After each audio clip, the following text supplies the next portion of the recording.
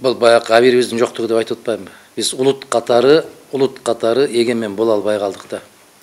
Мамлекет катары да эгемен боло албай калдык да. Ушундай бир орчундуу маселеге келгенде, ал жак эмне дейт экен, бул жак эмне дейт экен деп кылчаңдап ушундай бир баягы кандай десем бир абдан бир кейиштүү көрүнүшкө келип калдык. Айтып атпаймынбы? Мен кыргыз жараны катарында көзүңдөн жаш келет да. Ушундай жагдайга келдикпи биз, айланайын?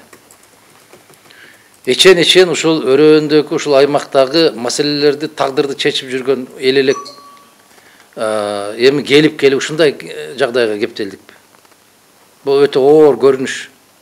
Бирок ушуга эл дагы себепчи болуп атат да. Ким барып учурашып койсо эле, кокуй тиги жак муну колдойт экен, бул жак муну колдойт экен деп. Өзүң кимсиң, садагам, кимсиң сен? Сен өзүңдүн пикириң барбы? Өзүң ой жүгүртө аласыңбы? Өзүң тандай аласыңбы?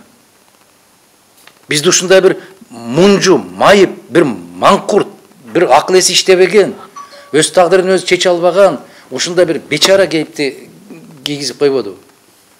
Тилекке каршы ушундай болуп атат. Азыр деле ушундай. Ким жеңет? Тиги жак кимди колдосо ошол жеңет, ким жеңет? Ким көп акча берсе ошол жеңет. Эл ушундай болуп калбады. Эл эмес, интеллигенция ушундай болуп калбады. Тапырап чуркап жүрүшүп атпайбы? Интеллигент дегендериңдин баары чуркап жүрөт. Мугалимдериңдин сүйлөп аткандарын карап кой. Башкалардын сүйлөп аткандарын. Эми ошондой коом, журналисттерди карап койгула. Артисттердин тапылдап чуркап жүргөндөрүн карагыла. Карапайым калк макул, ал кетмен чаап айылда экен.